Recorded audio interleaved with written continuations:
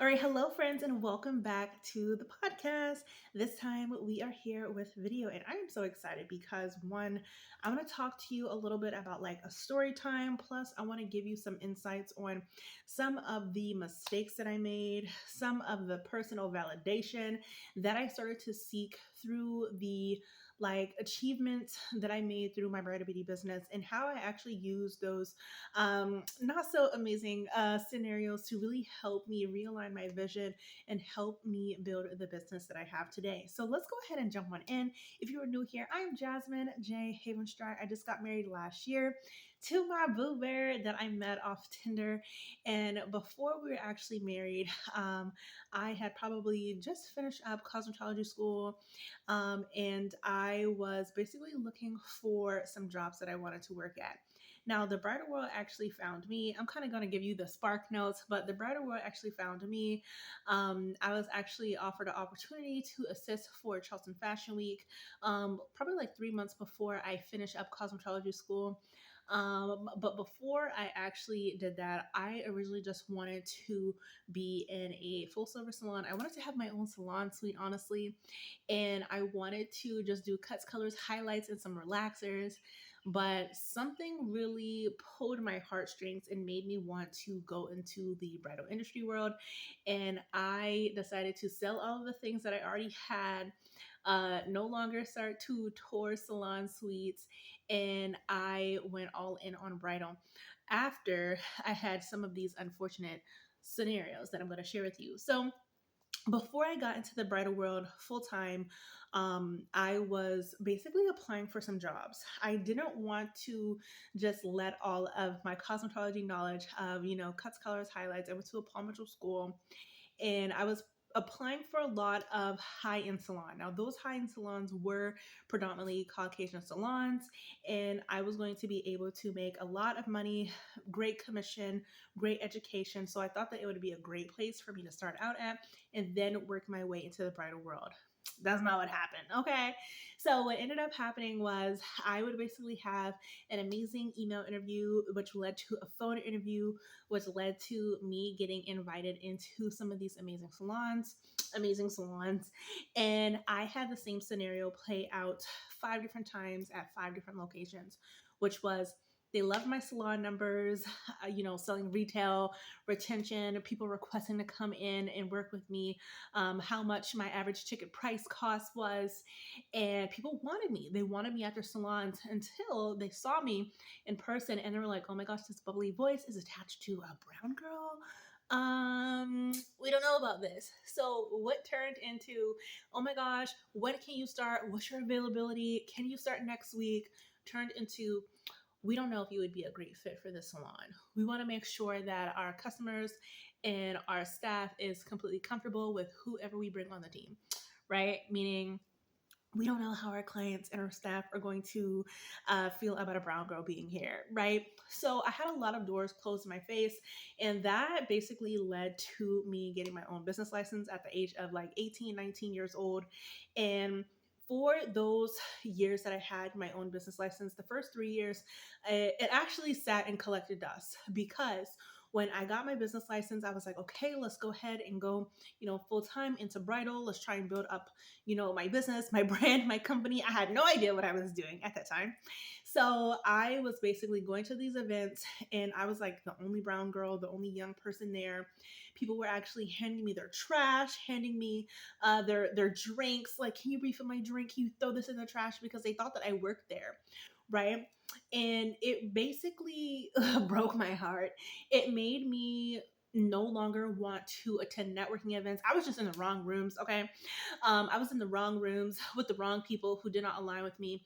And I had to find my crew. So those scenarios basically led to me working for other people's companies because I thought it was going to be easier. I literally had like, what was me? It's going to be harder for me because I'm a brown girl, and so many other scenarios, right? So I basically worked for other companies until I had this realization moment where I was like, you know what? I am repeatedly finding myself in the same old scenarios, the same old situations where I am not doing the things that I want. I'm not making the money that I want. I'm not growing the way that I want to grow. And it's literally because I am letting other people dictate how far I go, the money that I make, what doors I am able to walk through, right? And I really wanted to be in charge of that. So what I ended up doing was one of the companies that I was freelancing for. It was like the main company that I was freelancing for. They basically had their slow period, and they basically said, okay, well, everybody on the team. They probably had like 20-ish people on their team, and they basically said like, we're going in slow season, everybody get part-time jobs, we don't have enough jobs for everybody on the team, so you go get part-time jobs, and whenever you get back in busy season, leave those part-time jobs and come back and work for us. And little young me, I did it. I did that. But during that slow season, I was like, you know what, I'm going to go hard and heavy on my business. I started marketing, I started buying classes, I started, downloading every single freebie that I could find online, and I started to make a name for myself so much that I was able to get so many bookings that I was able to eventually start my own team and eventually leave those other bridal hair and makeup companies that I was working for. And what ended up happening was less than a year of me transitioning from being a solo artist to a team owner. I was able to move across state to where I live now, which is Rock Hill, South Carolina. And I'm originally from Charleston, South Carolina. So, and now we're going to move again. And I'm pregnant. So there's a lot of things going on, right? But whenever I was able to make that big jump in less than a year, it was because I started to believe in myself. I started to see myself in a different light, even though I had doors closed on me, even though people didn't take me serious, even though I felt like I didn't belong in some of those rooms. I had to really find that for myself, right? But even though I had those situations and scenarios, that actually led to me seeking personal validation through my business at a very young age. So that year that I went full time in my business and I was able to move, we became booked out. We became booked out in less than a year. I think 7 months in, we became booked out. And this was the biggest goal that I had. I just want to be booked out, right? It wasn't, I want to make this much money. It wasn't, I want to work, 3 days a week. It was nothing like that. It was, I want to be booked out. So we became booked out. And what ended up happening was I had no time for myself. I had no time for my husband. I had no time for family events. I had no time to go to the chiropractor, even though my body was aching.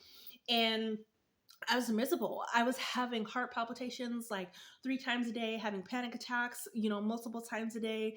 I was living off of Starbucks, drive-throughs, Red Bulls, Monster energy drinks, and my health and my mental health was just going in a downward spiral. And the reason why I show up and I talk to you guys a lot about mindset and a lot about sustainability, efficiency, effectiveness, structure, workflows, and all of the things that I love today is because I had to go through these unwanted scenarios to really understand what I want, why I was doing the things that I was doing. And I really had to realign some of the things that I was doing in order to really restructure my life and my business to something that truly made me happy and not something that made me regret my business. So that's what happened when I became booked out. And when I became booked out, I realized, okay, I need guidance. I need to work with someone, and I started to work with a lot of different coaches, right? So before I started to really understand the types of coaches, I later down the line realized, okay, well, there are strategy based coaches who can help you make a lot of money real fast, which is amazing. Okay, there's nothing wrong with that. But there's also coaches who are about flow and ease and also making a lot of money while still being balanced so that you don't burn yourself out. And I gravitated to the strategy based coaches that make you a lot of money really fast, but they didn't really tell you how to sustain it. So what ended up happening was, I was still very young. I was like in my early, I was probably like 23-ish when I had my team. So I was 23 and I was just ego driven. And everything that I wanted to do was for personal validation. I wanted to prove a point. I wanted to show people that I can do it, that I was nothing to be played with, and so many other things. And this is what led to like major burnout. So I went from having weddings that was like 20 minutes away from me, 30 minutes away from me, to moving across state and having 3 hour drive here, 2 hour drive here, hour and a half drive here, 4 hour drive there. And when you are working Thursday, Friday, and Saturday, plus having trial runs on Sunday, Monday, Tuesday, and Wednesday, that's 3 hours here, 4 hours here, hour and a half there, and you're waking up at 4 o'clock, at 5 o'clock, barely getting any sleep. Woo, friend, chaos, okay? Chaos.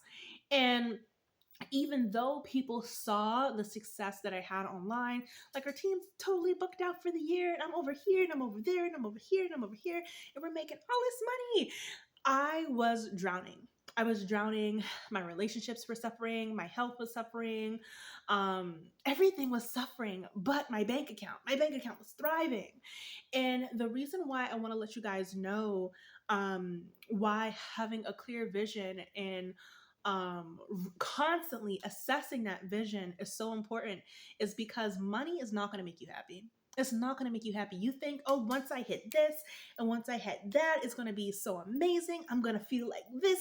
Unicorns are going to fall from the sky and it's going to be amazing and it's going to be a glitter explosion. No, it's going to be none of that. It's going to be you crying on the floor and you're going to say, what the F is going on? Like, do I even want to continue this business? Is this even making me happy? And I don't want you to get to that point. And I want to tell you some of the things that really helped me and some of the downfalls that I actually tripped up and fell into, but eventually climbed myself out of. Okay. So once I started to work with those strategy based coaches, yes, money started to grow. 10K months, 15K months, 20K months, amazing. And at this time, I was working with coaches who weren't necessarily bridal beauty business coaches. They were just like online business coaches, service based coaches. And they were giving me a lot of amazing strategies that I did that attracted a lot of, income into my business. But like I said, I had a lot of money, but I was still just burnt out, drained, and tired and over it all. So I started to basically look at some of the people who were in some of these group coaching programs that I was a part of. And they're like, oh my gosh, we made 40K this month. We made 60K this month. We made almost six figures in a quarter. And I'm like, I need to be doing this. What the heck are they? I need to be doing that. I need to be, what are they doing? Okay, no sleep, grind, do it all day, do it all night. Like, I just went crazy. I went into full blown comparison mode, and then I started to turn into the wedding industry, and I was looking at photographers and wedding owners and other bridal hair and makeup artists, and I was like, oh my gosh, they're doing this and they're doing that. I need to get published. I need to get featured. I need to be doing all of these things, and I started to do things for clout in my business, just to say, oh hey, we did this. Oh hey, we did that. Oh hey, we accomplished this, even though I didn't even care about any of those things. And I don't even think that some of our clients even cared about some of those accolades. They just wanted somebody that could give them a great experience, somebody that they can easily find on Google who has some amazing reviews and amazing aesthetic that aligned with what they wanted. That's what they want. They don't care about all of those other things. We personally want those things. We personally want those accolades. We personally want those awards and achievements. So I was doing a lot of things for personal validation because I was going back to my younger self when I felt like I didn't belong in those rooms, when I felt like people weren't taking me serious, when I felt like, I was getting doors closed on because I didn't look like, sound like, talk like, or dress like any of the other people who were in my industry or looked like me. So I wanted to go above and beyond, and that above and beyond got me to a place where I hated my business. I didn't want to show up in my business. I would literally have days where I would wake up and I would sit on the couch, not even being dramatic. I would sit on the couch and I would literally cry. I would literally go on social media and I would scroll these different accounts and I would just get so like distraught because I was no longer happy operating in my business. I was no longer happy showing up in my stories, showing up on all these events, doing all of these styled shoots. I was no longer happy doing that. And it was because I was using my business for personal clout versus the original vision that I wanted my business in the first place, which was I wanted to build a business. I wanted to build a business that supported me for mom life. If you guys have been following me over Instagram for a while, over on my podcast for a while, this is technically episode 111. So we have a lot of episodes, okay? But I restructured my business so that when I became a mom, we got a little baby in here. We're 4 months right now, okay? But so that way, whenever I had a business, that I was able to not have to choose between my business or my kids, not have to choose between, okay, am I going to miss my kids' recital or am I going to go and, do this quick booking? I didn't want to have to do that. And if these are some of the things that you're currently experiencing, I just want to tell you right now that you have to transition yourself out of that, right? And the way that you transition yourself out of that is by operating out of ego. I got to do this. This is what I have to do in order for me to do XYZ. But ask yourself, how long have you been saying that? How long have you been doing that? How long have you been operating like that? And if this is your third time, second time doing that, I promise you, you are not going to stop doing that until you start to operate differently. So I want to talk to you a little bit about, how or what some of these things that I've done has cost me. Obviously, my mental sanity. Now I am very zen. I feel like the more that I work on myself in my business, the more I'm no longer as ambitious because, and not in a bad way, but I'm no longer as ambitious because I'm not seeking validation through some of the things that I'm doing. When I was doing some of the activities, projects, working towards big things in my business, I was doing that for a little bit of personal validation, to be honest. And now I'm very more zen, cool, calm, collected.